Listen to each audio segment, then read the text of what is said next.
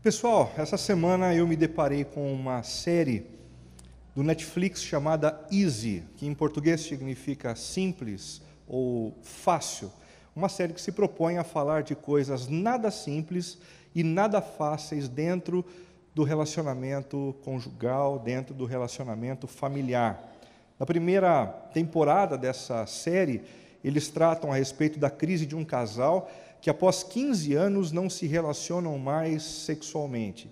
E eles têm várias discussões, e eles tentam entender o porquê isso acabou acontecendo com eles, e é muito dramático o primeiro episódio. Ainda sobre a crise de um casal cujo marido esconde um projeto pessoal da sua esposa que está grávida. A mulher sofrendo, lidando com todas as demandas da gravidez, e o marido pensando nos seus projetos pessoais, escondendo algumas dessas coisas da sua amada. Também sobre a crise de um casal de mulheres que precisam lidar com as suas diferenças. Em quarto lugar, a crise de um casal que acabou recebendo a visita de um ex-namorado, e quando o ex-namorado chegou, muitos problemas acabaram surgindo dentro daquela família. Também a crise de um casal de pais recentes, perdidos neste novo contexto. E essa é uma experiência que muitos de nós já tivemos, já passamos por ela, né? Como é difícil a chegada de um bebê, a chegada do segundo é ainda mais difícil. A mulher muitas vezes se sente muito presa aos filhos, a necessidade de suprir as necessidades das crianças, e o marido se sente um verdadeiro estranho dentro do próprio ninho. E por último, a crise de duas mulheres descasadas que lutam com a solidão. Nada fácil. A série se chama Easy, mas os problemas que se encontram dentro dos relacionamentos familiares, afetivos, conjugais, não são nada simples. Essa série mostra exatamente isso, a profunda decadência dos relacionamentos afetivos dentro da atualidade, como a gente, com o passar dos anos, anda ficando com uma habilidade menos aguçada para lidar com as dificuldades, com as diferenças e com os problemas que batem à porta da nossa casa. Em segundo lugar, o enorme distanciamento dos princípios e valores de Deus para a família. Antigamente a gente falava de família e a gente sabia exatamente do que a gente estava falando. A gente pensava num homem, numa mulher, nos seus filhos e nas necessidades e dificuldades típicas desse ambiente, desse grupo de pessoas. Mas quando a gente fala de família hoje em dia, a gente já não sabe mais do que a gente está falando. A cultura acabou bombardeando a gente de uma série de valores e princípios estranhos ao que a Bíblia, a palavra de Deus, nos revela acerca desse ambiente, e aí multiplicam-se as dificuldades, multiplicam-se as tramas, e a gente vai se distanciando do centro da vontade do Senhor. É por isso que a gente tem conversado sobre a importância de um upgrade. Hoje, em especial, nós vamos conversar sobre a necessidade de prepararmos backups dentro do nosso contexto familiar. Nós vamos conversar sobre a importância da memória familiar. O que é um backup? Para você que não está muito acostumado com esse termo da internet, o backup é uma cópia de segurança utilizado por empresas e usuários de computador dispostos a guardar documentos, fotos e vídeos valiosos. Talvez alguns aqui já tenham se dado muito mal com essa história de não terem feito os seus backups. Eu já passei por umas 2 ou 3 situações assim, de não ter guardado, não ter feito meus backups, e então, de repente, o computador entra em curto-circuito, a gente perde o HD, e aí a gente fica maluco atrás dos recursos, dos documentos, das cartas, dos e-mails, das fotos que eram tão importantes para a gente. É muito importante que a gente guarde os nossos documentos aqui e, ao mesmo tempo, faça backups guardando o que é importante em outros lugares. Durante anos, os backups eram realizados apenas em dispositivos móveis, que a gente chamava de HDs externos, mas hoje também em redes online. Algumas delas são Dropbox, Google Drive e iCloud. É muito complicado a gente entender esse tipo de coisa, né? Como é que as nossas fotos, os nossos documentos, os nossos estatutos podem ser guardados numa nuvem? Eu tentei aprender isso ao longo dessa semana, não entendi absolutamente nada, nem olhando para o céu. Fato é que esse negócio acaba dando para a gente um pouco mais de segurança, sim. O que é que essa história de backup tem a ver com as nossas famílias? Assim como toda empresa ou usuário prevenido faz um backup de segurança, uma família inteligente também trata de guardar na memória aquilo que é importante guardar. Uma família precisa guardar a lembrança de algumas coisas que aconteceram no passado, porque a lembrança de algumas coisas passadas fortalece a gente no presente, em meio às lutas, em meio aos problemas, em meio às adversidades. Agora, tão importante quanto guardar a memória de algumas histórias que fortalecem a família, é deixar de lado, desconsiderar o conteúdo que não edifica e que não fortalece. Fato é que a gente, via de regra, é bom para guardar aquilo que não presta. A gente é bom para trazer a memória, a lembrança, as coisas que a gente deveria esquecer. E a gente acaba valorizando o contrário. Quais são as lembranças que fortalecem a nossa relação familiar? Um primeiro exemplo, a lembrança de como nos conhecemos e nos apaixonamos pelo nosso cônjuge. Você lembra como foi esse momento para você? Você aí que é casado já há algum tempo, você se lembra de como isso aconteceu? Você tem o hábito de conversar e relembrar isso com a sua esposa, com o seu marido? Essa história comigo e com a Cibele foi muito interessante, porque a gente vivia longe. Eu estudava em Campinas, a Cibele em Curitiba, fazia faculdade lá, e todo esse processo de me apaixonar pela Cibele aconteceu à distância. Engraçado isso, mas Henry Nouwen diz que existem duas maneiras de uma pessoa crescer no coração da gente, duas, e não uma. A primeira é através da presença, ficando próximo, ao lado. A segunda maneira de fazer uma pessoa crescer é com a ausência dela. Porque a saudade faz com que o outro cresça dentro da gente e a gente passe a experimentar o outro de uma forma diferente. Eu tive um tempo de envio missionário, fiquei durante 30 dias no Canadá, num gelo danado, a gente não conseguia nem andar na rua de tanta neve. E eu lembro que em algumas noites, eu olhando para aquela paisagem cinza, comecei a lembrar de algumas conversas coloridas que eu tinha tido com a Cibele. E aí essas conversas coloridas começaram a aquecer o coração, e eu comecei a pensar nela como eu nunca tinha pensado antes. E então, quando eu voltei determinado a procurar a Cibele para começar a namorar com ela, e foi assim que aconteceu. Como é gostoso sentar com a Cibele e relembrar esse momento, e relembrar também a perspectiva dela, desse encontro que acabou gerando um casamento como o nosso. É também importante que a gente lembre de como lutamos para construir o nosso patrimônio. Você lembra quando você se casou, quando você começou a sua vida? Talvez você não tivesse nem metade do que você tem hoje, não é verdade? Eu me lembro que nós demoramos aí cerca de 3 ou 4 anos para ter um sofá na sala. Enquanto todo mundo diz hoje em dia, não, a gente precisa ter pelo menos o básico para casar, né? Uma casa própria, uma casa na praia, uma casa em Miami, um helicóptero, um jatinho. A gente casou sem ter absolutamente nada. Eu cheguei para o pai da Cibele e disse, eu quero casar com a sua filha. Ele, pois bem, que legal. Eu disse, legal nem tanto, porque eu não tenho nada para dar. Ele disse, tudo bem, eu comecei assim também. E eu casei com a Cibele sem ter quase nada, ou nada mesmo, né? Depois de 3, 4 anos foi ter um sofá. Quer saber de uma coisa? Não fez falta nenhuma, porque a gente sentava na sala de casa para comer pizza, no chão, e era uma delícia. Às vezes eu ficava contando para ela algumas histórias de fantasma, e ela ficava morrendo de medo, daí à noite ela ficava abraçadinha comigo. Aquelas estratégias que a gente usa, né? Um outro tipo de lembrança importante para a gente conversar em casal, a lembrança de algumas atitudes surpreendentes de amor. Talvez no relacionamento de vocês, alguns passos de fé, algumas decisões que racharam a vida profissional de um ou de outro, tiveram que acontecer para que então vocês se estabelecessem, não é? Isso também aconteceu na nossa relação. Eu lembro que nós nos casamos e no primeiro ano a Cibele ficou em Curitiba ainda. Então ela recebeu o grande convite da vida dela. Ela queria muito ser professora universitária e ela recebeu esse convite. Ela sempre foi muito boa na área acadêmica. Vem trabalhar aqui com a gente na Universidade Federal, vai ser tudo o que a gente quer.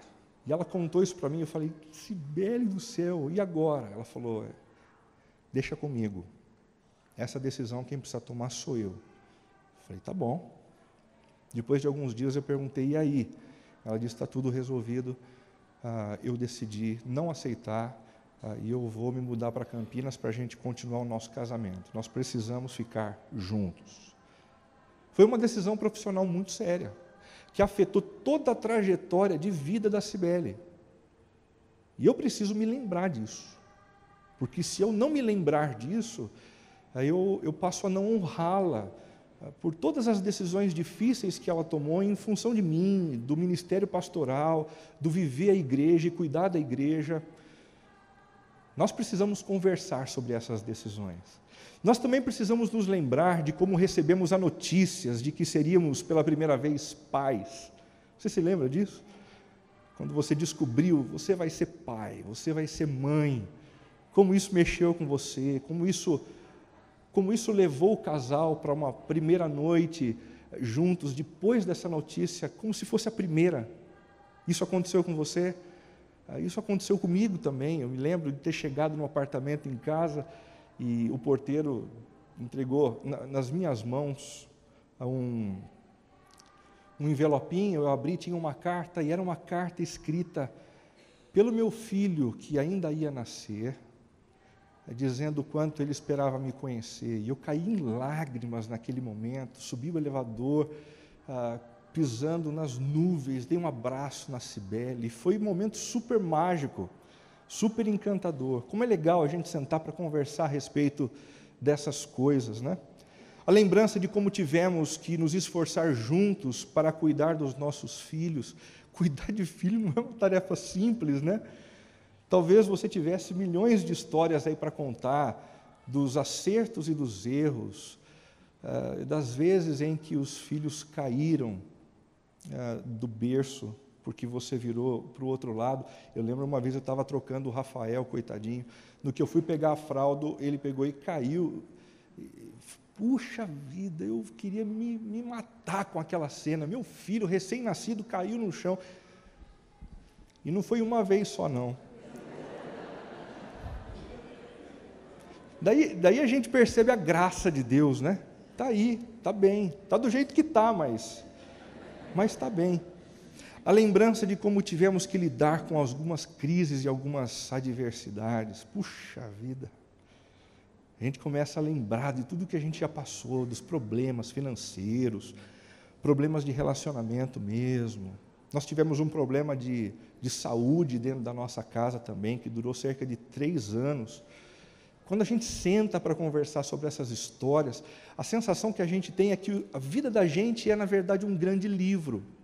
E, honestamente, eu não gostaria de retirar nenhum dos capítulos que eu vivi ao longo da vida com a Cibele e dentro dessa minha família, mesmo os momentos mais difíceis.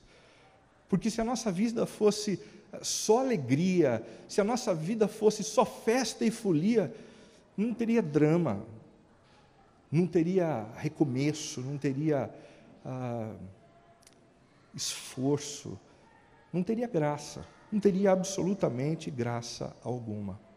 Por isso é importante que a gente cultive boas lembranças, por isso é importante que a gente cultive a nossa memória familiar. Isso nos ajuda a superar as dificuldades do presente, isso traz o encantamento de volta, isso faz a gente sorrir, faz a gente admirar o outro que convive com a gente há tanto tempo. Um texto que nos incentiva nessa direção é o de Filipenses, capítulo 4, de 1 a 8, texto que foi escrito pelo apóstolo Paulo aos cristãos que viviam nessa cidade. Paulo diz assim: portanto, meus irmãos, a quem amo e de quem tenho saudade, vocês que são a minha alegria, e a minha coroa, permaneçam assim, firmes no Senhor, o amado. O que eu rogo a Evódia e também a Sintique é que vivam em harmonia no Senhor. Sim, e peço a você, leal companheiro de jugo, que as ajude, pois lutaram ao meu lado na causa do Evangelho. Com Clemente e meus demais cooperadores, os seus nomes estão no livro da vida. Alegrem-se sempre no Senhor. Novamente direi, alegrem-se. Seja a amabilidade de vocês conhecida por todos. Perto está o Senhor. Não andem ansiosos por coisa alguma, mas em tudo, pela oração e súplicas, e com ação de graças, apresentem seus pedidos a Deus. E a paz de Deus, que excede todo entendimento, guardará os seus corações e as suas mentes em Cristo Jesus. Vamos ler juntos o versículo 8? Finalmente, irmãos, tudo o que for verdadeiro, tudo o que for nobre, tudo o que for correto, tudo o que for puro, tudo o que for amável, tudo o que for de boa fama, se houver algo de excelente ou digno de louvor, pensem nessas coisas. Pensem nessas coisas. Só para a gente compreender o contexto dessa passagem, que é muito importante para a atualização da mensagem posteriormente. Paulo estava preso por causa da pregação do Evangelho, mas nem por isso se deixou abater ou intimidar, continuou pastoreando através de cartas. Um homem preso por causa do Evangelho de Jesus, pastoreando através de cartas. E a curiosidade é que a carta que ele escreve aos Filipenses é uma carta que possui inúmeras vezes e repetidas vezes a palavra alegria. Ele está preso, falando de alegria aos cristãos que viviam livres na cidade de Filipenses. A prova de que as circunstâncias não determinam o que vai dentro do coração da gente. É possível a gente enfrentar crises profissionais, crises econômicas, como a que a gente vem enfrentando no país, e ainda assim ter um coração resguardado e um coração repleto da paz de Cristo que excede a todo o entendimento. Na carta aos Filipenses, Paulo faz um apelo emocionante e encorajador para que os discípulos de Cristo vivam unidos a fim de enfrentar as dificuldades. Se ele, Paulo, está preso, os outros cristãos estão correndo o mesmo perigo, certo? Então ele diz assim, pessoal, nesse momento de tanta crise, é melhor que a gente ande junto, um com o outro. É melhor que a gente viva em harmonia, é melhor que a gente se reúna com constância e em meio às provocações, às chacotas, a gente se apoie mutuamente. Nós precisamos viver assim. De maneira particular e específica, ele trata do problema de relacionamento de duas mulheres que fizeram parte da sua equipe missionária, Evódia e Sintique. Dois nomes aí que podem ser usados por você que está tendo uma filha nos próximos dias, né? Evódia ou Sintique, eu não sei o que significa, mas um nome muito curioso cá entre nós, né? Essas duas trabalharam dentro da equipe do apóstolo Paulo na evangelização daquelas pessoas que viviam na cidade de Éfeso. Trabalharam ao lado de Clemente, ao lado de outros homens respeitados e que amavam o Senhor Jesus, duas mulheres, cristãs, missionárias, mas que não entravam em acordo. Elas viviam brigando, viviam numa situação de grande conflito. Existem duas considerações que a gente pode fazer baseadas nessa história, e é exatamente isso, e somente isso que a gente sabe a respeito dessas duas mulheres na Bíblia. A primeira consideração é a de que mulheres são valiosas e contribuem significativamente com a expansão do reino de Deus. É importante a gente marcar isso, porque tem gente que diz, o cristianismo é machista, o cristianismo, Jesus, esse tipo de coisa aí do pensamento cristão vai contra os direitos que a gente apregou para a mulher. Não. A Bíblia fala e conta a história de inúmeras mulheres significativas. Conta a história de uma mulher chamada Esther, que foi extremamente valiosa dentro de um contexto imperial. Conta a história de Ruth, uma mulher simples, mas que foi tremendamente usada por Deus. Conta a história de Maria, que usou seu próprio ventre e a sua disposição de mãe para cuidar de Jesus nos seus primeiros anos de vida. Inúmeras outras mulheres, inclusive Evódia e Sintique, responsáveis pela expansão do Evangelho de Jesus dentro da cidade de Filipos. Mas tem uma outra consideração que eu preciso fazer aqui a respeito das mulheres, baseando-me na história de Evódia e Sintique, mas eu não sei se eu faço. Eu não sei se eu faço, porque eu não sei se você vai aguentar aí. Mas se você prometer que se você segura a cadeira, você segura o tomate, eu vou fazer essa afirmação. Você aguenta aí? Então eu vou contar com a sua compreensão, tá bom? Mulheres são complexas e às vezes tendem a se perder em meio aos seus conflitos interpessoais. Eu não estou dizendo com isso que os homens são simples e fáceis de se relacionar, nunca têm conflitos e sempre vivem em harmonia com os outros homens e com as mulheres. Não, eu não estou afirmando isso. Eu estou afirmando apenas que existe um nível de complexidade muito grande no interior de uma mulher que torna os relacionamentos, umas com as outras, bastante difícil e bastante tenso. Mulheres são vítimas de mudanças biológicas e hormonais. Isso não é simples, né? Eu tenho uma lá em casa. E não é simples quando essas alterações surgem, não. A Cibele é maravilhosa, é incrível, mas quando ela passa por essas mudanças hormonais, às vezes a gente tem a sensação de que não é ela. A gente tem até uma brincadeira lá em casa, a gente olha um para o outro e diz assim, será que é a mamãe ou os OVNIs trocaram ela por outra? Né? Alguma coisa assim. Elas também são multitarefas, estão sempre envolvidas em muitas atividades. Os homens são mono, né? A gente começa a fazer uma coisa, a gente só faz uma coisa, mas as mulheres fazem muitas. E isso faz com que a cabeça delas se preocupe com muitas coisas ao mesmo tempo. E quando elas ainda têm que se relacionar no meio dessas preocupações, às vezes não fica tão simples assim. Elas também se ligam aos pequenos detalhes de quase tudo, detalhes que aos homens passam desapercebidos assim, né? Elas também se prendem ao passado com muita facilidade. Alguns homens não se recordam do que aconteceu na semana anterior, mas as mulheres guardam as histórias, guardam as lembranças, guardam os eventos, guardam os sentimentos, e tudo isso torna o relacionamento entre mulheres bastante complexo, bastante difícil. As mulheres também são muito comparativas por natureza e exigem muito delas mesmas.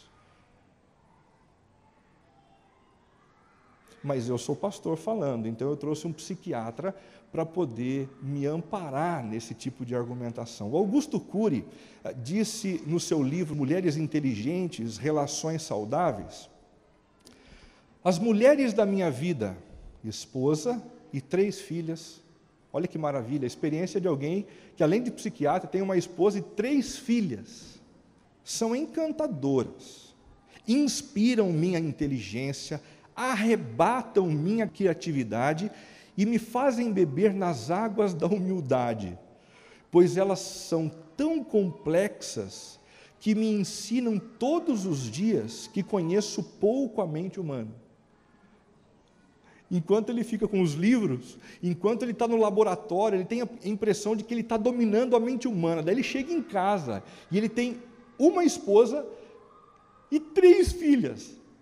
Aí ele se sente humilde. Eu preciso voltar a estudar. Eu ainda não sei absolutamente nada sobre a complexidade das mulheres.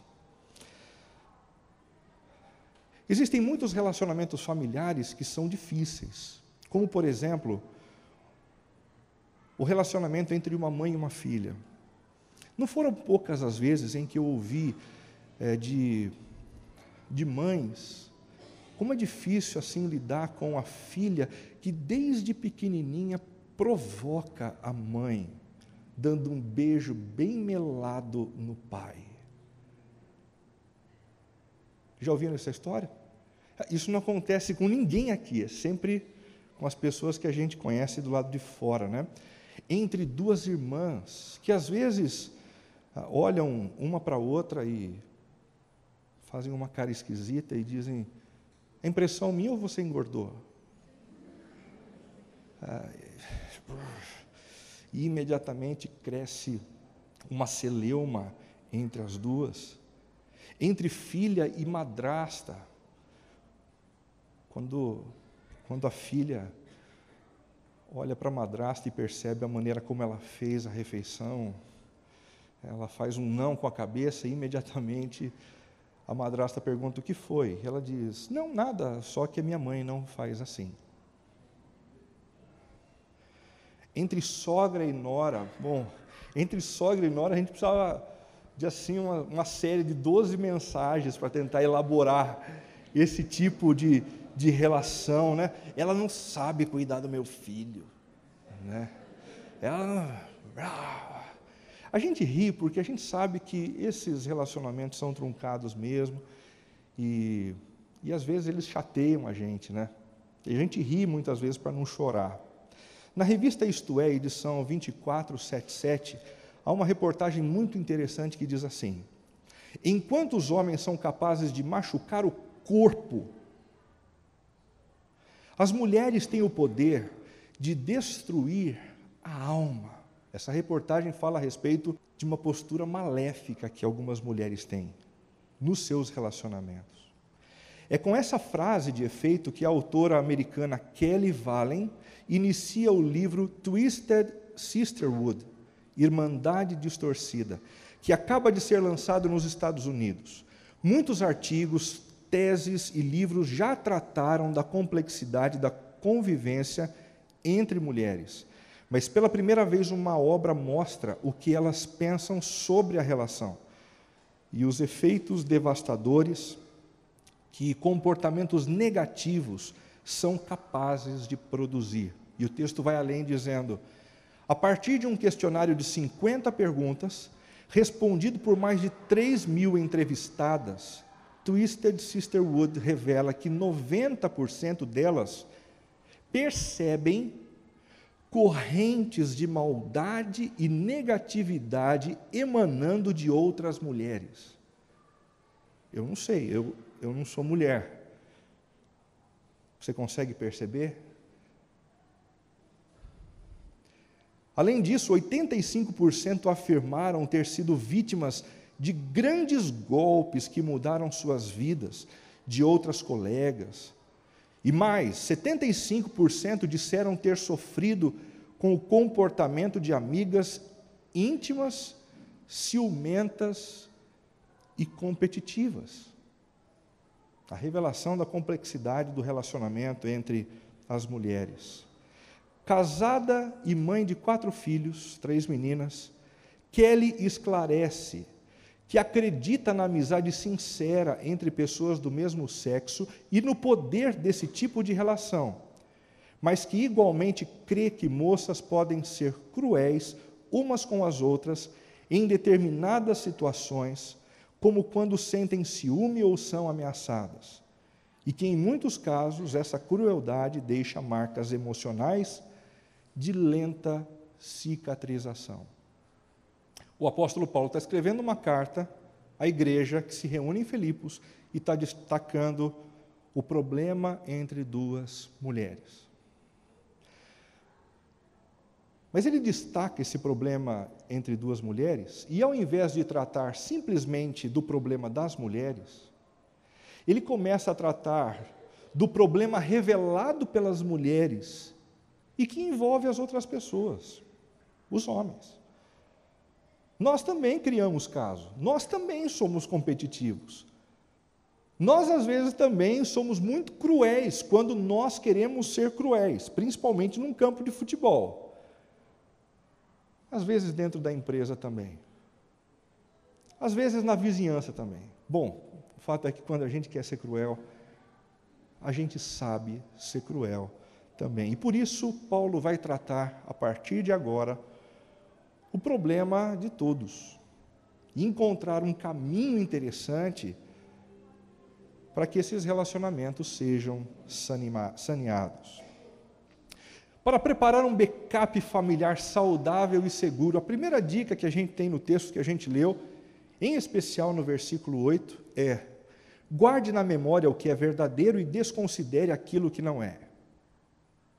Guarde na memória aquilo que é verdadeiro e desconsidere aquilo que não é. Finalmente, irmãos, pensem em tudo o que for verdadeiro. A expressão utilizada pelo apóstolo Paulo aqui é aletheia. Para os gregos antigos, aletheia é aquilo que constitui de fato a realidade. O apóstolo Paulo está chamando a atenção de todos os homens e mulheres da igreja de Filipos para o fato de que, às vezes, eles alimentam fantasmas dentro das suas próprias mentes. E eles começam a viver a partir desses fantasmas irreais, criados pelas suas próprias inseguranças, e que são capazes de detonar os relacionamentos entre eles. Não é a mesma coisa que acontece dentro de casa, gente. Às vezes nós criamos fantasmas entre nós mesmos. Fantasmas com os nossos pais, fantasmas com os nossos filhos, fantasmas na relação conjugal. E a gente é incapaz de lidar com o fato, com o evento, com a história que a gente passou a enfrentar naquele momento. Como é que a gente pode distorcer a realidade dos fatos ao nosso redor? Uma primeira dica é com a nossa baixa autoestima. A nossa baixa autoestima distorce, sim, a realidade ao nosso redor. E a gente passa a ler de maneira equivocada a situação na qual a gente se encontra. Às vezes algumas pessoas dizem, dentro do contexto familiar: o meu marido não me valoriza, a minha esposa não me valoriza, o meu pai não me valoriza, o meu irmão não me valoriza. O que às vezes as pessoas que reclamam disso não percebem é que todo mundo ao redor dela não a valoriza. Ou melhor, essa é a sensação que ela tem por conta da sua baixa autoestima. A sensação ilusória de que ninguém dá valor a ela. Existe uma outra maneira da gente distorcer a realidade ao nosso redor, que é com o nosso histórico de abuso. Algumas mulheres cresceram em famílias onde os pais abusaram da sua posição de autoridade, do fato de terem dinheiro, trabalho, e as suas esposas não. Aí a filha que cresceu nesse ambiente, cresceu dizendo assim: quer saber de uma coisa? Eu nunca vou ter um homem que vai dizer o que eu vou fazer, o que eu não vou fazer. Eu nunca vou me submeter à percepção de alguém do sexo masculino, não. Porque eu não vou me deixar tratar como minha mãe se deixava tratar pelo meu pai. E aí o marido é uma belezinha, é uma joia. Mas tudo que o sujeito diz é interpretado como se o marido fosse o pai. E toda tentativa de falar um pouco mais reto é interpretado como: meu pai está querendo voltar para casa. Uma outra maneira de distorcer a realidade é com o nosso senso de controle. O nosso senso de controle. Algum tempo atrás eu li o livro do Walter Isaacson, que conta a biografia do Steve Jobs, um livro muito interessante, parrudo, onde um dos amigos do Steve Jobs diz assim: ele sofria da síndrome da distorção da realidade. Sempre que acontecia alguma coisa, em casa, no trabalho, sobre o qual ele tinha a responsabilidade de ter gerado alguma coisa ruim, ele mudava os fatos e ele redesenhava a história de tal maneira que ele saísse como a vítima no que aconteceu. Tem um monte de gente que faz assim ainda hoje. Ao invés de de encarar o erro, ao invés de encarar a falha de caráter, ao invés de encarar os equívocos na maneira de se comportar dentro de casa, recria o ambiente. O apóstolo Paulo está falando, olha, tudo o que for verdadeiro, tudo o que for real, ocupe a mente de vocês. Do contrário, vocês vão viver a partir de fantasmas que vão destruir a relação de vocês. A segunda dica que a gente tem no texto, seguindo aí o versículo 8, é: guarde na memória o que é nobre e desconsidere aquilo que não é. Guarde na memória o que é nobre. Finalmente, irmãos, pense em tudo o que é nobre. O termo nobre aqui é sebó, que pode ser utilizado em atitude de reverência a alguém. Guarde na memória apenas aqueles conteúdos que fazem com que as pessoas que convivem com você sejam vistas por você com distinção e tratadas o tempo todo com honra. O problema é que às vezes isso não acontece. A gente vai alimentando a cabeça da gente e fazendo backups de outros conteúdos que vão fazendo com que a gente olhe para a esposa dizendo: essa mulher é um traste, esse marido só pensa nele. E a gente vai inviabilizando o enxergar o outro como ele é ou como ele pretende se tornar a partir de um tratamento de Deus na vida dele. Como é que a gente pode distorcer a reverência que devemos dar aos membros da nossa família? Fazendo alguns reducionismos. Todo mundo aqui tem erro. Todo mundo comete as suas falhas, todo mundo tem os seus deslizes, não tem ninguém que escape a essa regra. Mas alguns de nós insistimos em só enxergar isso. E isso não é verdade. Nós não somos só os nossos erros. Quem convive com você, a sua esposa, o seu marido, também tem os acertos, também tem as lutas, também tem um conteúdo que é elogiável, que é distintivo e que deve ser motivo para alimentar nossa honra por ele ou por ela. Estigmatizações também são complicadas e acabam distorcendo a reverência que a gente deveria dar aos outros. O que são as estigmatizações? Você é um grosso, uma caixinha fechada com um cadeado. Você é um egoísta, caixinha, cadeado, e não se fala mais nisso. Alguns desses rótulos que a gente vai lançando sobre esposa, sobre marido, sobre filho, você é um burro, faz com que a gente não consiga sair dessas estigmatizações. E por mais que o filho tente melhorar na escola, estudar um pouquinho mais, tirar uma nota um pouco melhor, assim que ele tem um deslize, o pai vem de novo e você é um burro. Você é uma grossa, você é. As estigmatizações encerram a gente numa cadeia, numa cela, e a gente não consegue sair dessa posição. E as nossas predileções também distorcem a reverência que a gente deve ter dentro de casa. Alguns pais tratam alguns filhos com reverência e com distinção. Mas, infelizmente, isso não acontece com todos os filhos. O ideal, bonito, colorido, seria um mundo onde os pais enxergam os filhos iguais. Mas, às vezes, isso não acontece. E a gente tem a prova disso dentro de uma história bíblica, no Antigo Testamento, onde o pai preferia o filho Esaú. Isaac amava Esaú, porque saboreava a sua caça. O filho fazia churrasco para ele, então ele gostava mais do filho que fazia churrasco, ele gostava de carne. Mas Rebeca, porém, amava a Jacó. E por quê? Sei lá por quê. Infelizmente, isso às vezes acontece.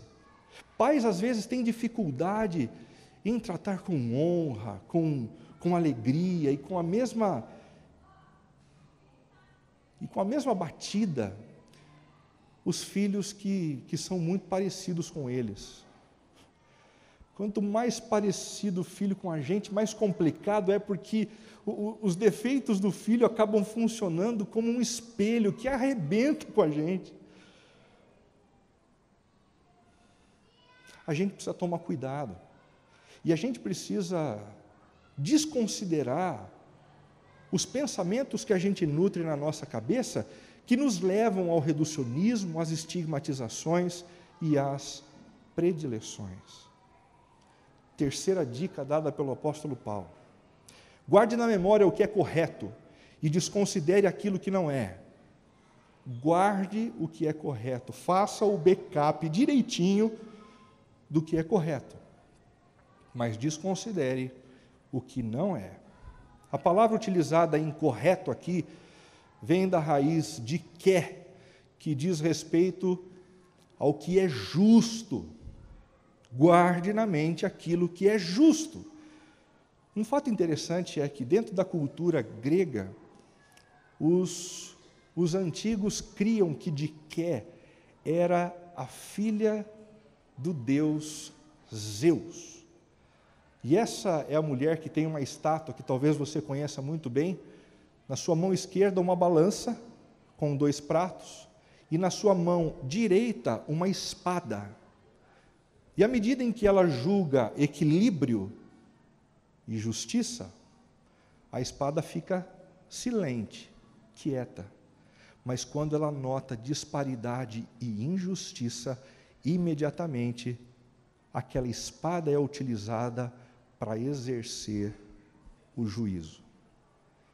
Muita gente é justa em guardar algumas coisas na mente e na memória, porque essas coisas aconteceram. Renato, eu não vou esquecer o que o meu marido fez, porque ele fez, e é justo que eu me lembre, e é justo que eu o trate em resposta ao que aconteceu. É justo que eu trate a minha esposa dessa forma e guarde a lembrança do que aconteceu, Renato, porque aconteceu, não foi coisa da minha cabeça, não. É justo, é justo. Então eu pego a espada com a minha mão direita e aguardo uma oportunidade para perfurar o outro e para arrebentar com o outro. Essa é a justiça dos gregos. De Diké, a deusa de Zeus, mas não é a justiça daqueles que se intitulam discípulos de Cristo. Porque Jesus faz uma justiça diferente. A justiça que Jesus faz passa por assumir o ônus e não imputar a culpa sobre aqueles com os quais ele se relaciona. Nós pecamos contra Deus. E segundo a justiça dos gregos mitológicos, o justo seria Deus nos punir. Mas ao invés disso, ele decidiu enviar o seu filho Jesus para que morresse numa cruz, no nosso lugar, a fim de viabilizar o relacionamento com a gente. Essa é a justiça que nos alcançou. Essa é a justiça que nos tornou santos aos olhos de Deus. Essa é a notícia e a justiça que nos fez família de Deus. E é essa justiça que deve nortear os nossos relacionamentos também. Como podemos alimentar pensamentos justos, como os pensamentos do Senhor? Em primeiro lugar, resistindo ao revide. Deus tinha tudo para olhar para a gente no meio de algumas pisadas que a gente dá na bola durante a semana e vir com a espada para cima da nossa cabeça. Ele tinha o direito de fazer isso. Mas ele abre mão desse revide. Ele abre mão dessa lógica do mais forte, dessa lógica da retribuição, porque essa lógica inviabiliza qualquer tipo de aproximação, relacionamento, amizade e família. Em segundo lugar, nos dispondo ao perdão. A gente já conversou nessa série sobre a importância do perdão, de assumir o dano. Em alguns momentos, você já percebeu isso? Em alguns momentos, se você não disser, ok, eu vou assumir o dano, E eu não vou imputar mais a culpa ao meu marido, à minha esposa, aos meus filhos ou aos meus pais. Se você não der esse passo, acabou. Não existe mais casamento, não existe mais relação com os pais. O perdão é imprescindível para o sustento de uma relação familiar. E também concedendo uma nova chance. Não é assim que Jesus faz com a gente. A gente tem uma tentação, a gente cai, a gente tropeça, a gente se lambuza, aí Ele vem, nos lava, nos limpa, nos coloca de pé e diz: segue em frente aí, eu acredito em você. Pois é assim que a gente precisa lidar dentro de casa também, essa é a lógica do Evangelho. Que tal você acreditar um pouco mais no seu marido? Não por conta dos índices e dos indicativos do passado, mas por aquilo que você acredita que Deus pode fazer na vida do seu marido, por aquilo que você acredita que Deus pode fazer na vida da sua esposa, dos seus filhos.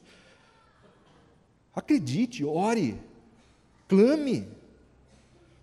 Dessa maneira nós alimentamos pensamentos justos como os pensamentos do Senhor. Em quarto lugar, guarde na memória o que é puro, e desconsidere aquilo que não é. Existem algumas coisas que não são puras. O termo puro aqui vem da raiz hagios, que significa algo que é separado, consagrado ao serviço santo de Deus. No Antigo Testamento, alguns objetos eram separados só para o louvor do Senhor. Alguns instrumentos musicais, alguns castiçais, algumas cortinas, alguns dias, alguns ambientes. No Novo Testamento, Jesus redefine isso e passa a separar pessoas. Nós nos tornamos os separados de Deus, os consagrados de Deus, para vivermos para a glória de Deus no meio do mundo. O texto do apóstolo Paulo está dizendo: vocês precisam ter pensamentos santos, pensamentos separados para Deus. E de fato existem alguns pensamentos que a gente nutre, homens e mulheres, que não são lá tão santos assim. Pensamentos que a gente não poderia arrumar com um laço vermelho e entregar para o Senhor dizendo: olha que belezinha, isso aqui eu separei para o Senhor. Que pensamentos não podem ser considerados santos? Nenhum pensamento que seja pecaminoso pode ser considerado santo. O pecado é a mácula. Tudo quanto transgride a natureza de Deus, ofende a Deus e deturpa o universo onde a gente vive, não é santo, é pecaminoso. Eu vou dar alguns exemplos. Nutrir uma mentalidade invejosa não é algo que agrada o coração do Senhor. E como esse negócio cresce dentro do pensamento familiar. Você já notou isso? Existem alguns cônjuges que têm muita inveja da personalidade da esposa, do marido. De repente a esposa ou o marido são mais introvertidos e o marido ou a esposa são mais extrovertidos, e aí rola uma baita de uma crise, porque como é que você se comporta dessa forma? E por trás de pensamentos assim, a inveja. Celebre a personalidade de quem convive com você. Mesmo que essa personalidade seja uma personalidade diferente da sua. A beleza está na diversidade de quem nós somos, de como nós nos comportamos, de como nós reagimos. Celebre. Tem gente que lida com inveja por conta dos dons e das habilidades que o marido tem, que a esposa tem. Esse tipo de coisa não agrega, não harmoniza e não constrói uma família como a família que a gente deseja. Um outro pecado é o pecado da intolerância. Tem gente que cria esse pensamento da intolerância para com o outro dentro de casa. Ou não. Eu lembro de uma série que a gente fez algum tempo atrás aqui na comunidade, onde eu mencionei uma pesquisa, onde um psicólogo começou a examinar alguns casais e perceber alguns sinais que eles faziam com o próprio corpo na direção do cônjuge.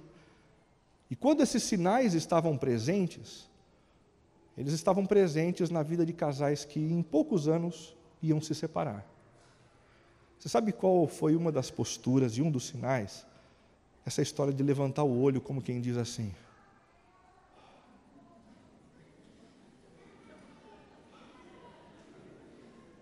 todos os casais que faziam assim um para o outro, em pouco tempo estavam separados.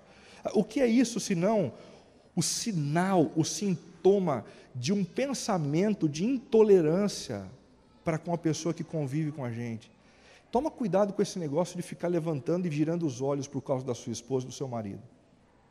Toma cuidado com esse negócio de ficar girando os olhinhos por conta dos seus filhos, porque esse tipo de postura não apenas é feia do ponto de vista estético, mas isso revela um pensamento demoníaco dentro do seu coração, da sua mente. Esse tipo de postura é intolerância, pecaminosa, desagrada ao Senhor. E não é característica daqueles que foram separados por Deus para viver de uma forma muito bonita para Ele. Um outro pecado é o pecado da indiferença.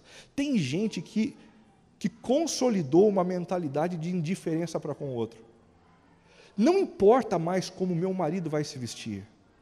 Não importa mais se ele vai passar ridículo ou não. Não importa mais como a minha esposa vai se vestir, a roupa que ela tem. Eu não vou falar mais nada. Eu quero que o outro se exploda.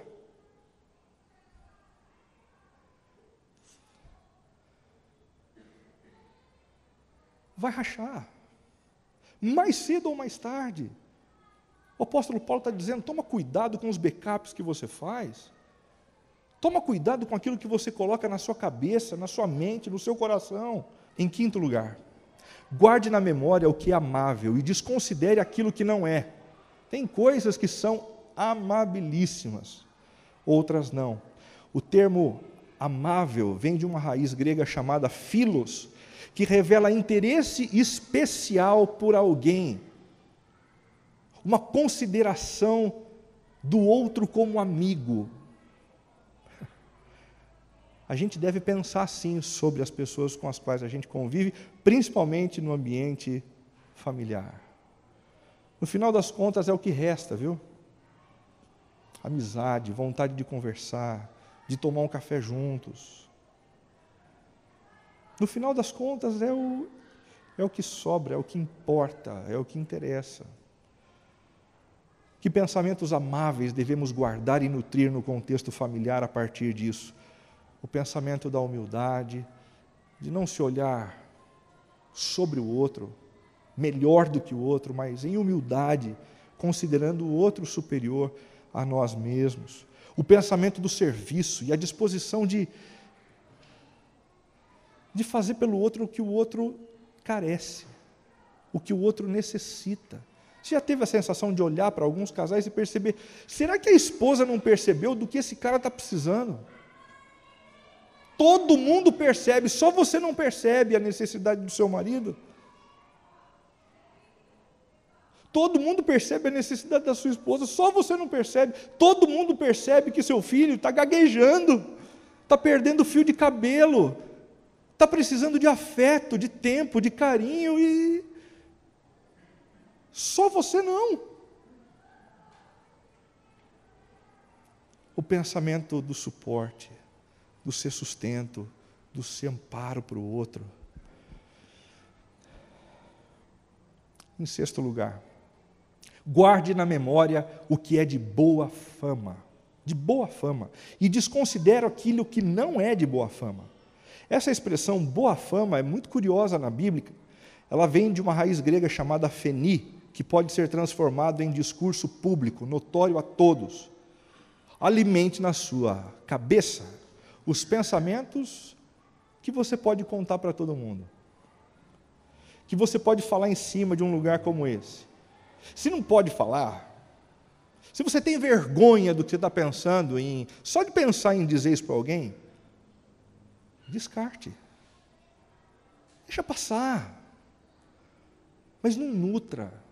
Nós somos responsáveis, gente, por aquilo que a gente alimenta dentro da nossa cabeça. Que pensamentos de má fama devemos desconsiderar? O pensamento que alimenta o ódio, o pensamento que alimenta a amargura, o pensamento que alimenta o desejo do assassinato. Nossa, isso aí é forte demais. Nós somos pessoas maduras. Quantos filhos já não desejaram a morte dos pais? Quantas esposas já não desejaram a morte do marido? Quantas vezes você já não fantasiou a sua vida futura depois da morte da sua esposa? Isso é desejo de assassinato. Nós somos muito mais homicidas do que a gente imagina. Quando Jesus conversou com os discípulos dele a respeito do assunto, os discípulos disseram: não, nós não somos homicidas, nós nunca acabamos com a vida de ninguém. Jesus disse: você desejou? Já fez. Já considerou a hipótese de viver com a ausência eterna de uma pessoa? Matou de novo. De novo. Em sétimo e último lugar, guarde na memória o que é digno de louvor e desconsidere aquilo que não é. E a expressão louvor aqui é ainos, que serve essencialmente como um elogio para o nosso Deus. Ou seja, ponha na sua cabeça, na sua mente, guarde em lugar bem estratégico aquilo que funciona como um elogio para o Senhor. Louvor é exatamente isso. Elogio. Elogio para Deus. Que pensamentos dentro de casa elogiam o Senhor? Aqueles que instigam o bem a ser feito um pelo outro, aqueles que viabilizam a unidade dentro de casa e também aqueles que alimentam a esperança por um futuro melhor.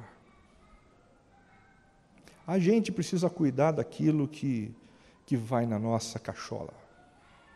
Esse é o resumo da ópera de hoje, gente. Eu termino com o Augusto Cury, dizendo que é impossível deletar os nossos pensamentos. É impossível deletar os nossos pensamentos. A gente vai ter que conviver com os melhores e com os piores. Temos que aprender a conversar com nossos fantasmas, porque não podemos apagar nossos arquivos. Imaginem se pudéssemos deletar da mente quem nos fez sofrer. Quem vocês gostariam de apagar? O gerente do banco? O chefe? O ex? Para um caminho de reedição dos pensamentos armazenados, precisamos do choque de gestão da mente. Preste muita atenção nisso aqui, porque é muito interessante. Nós precisamos de um choque de gestão da mente. A teoria que ele chama de DCD. Duvidar, criticar e determinar, para reordenar as significações que damos aos nossos estímulos mentais. Veio um pensamento na sua mente, duvide dele. Duvide da legitimidade dele. Seja você o primeiro a duvidar do seu pensamento.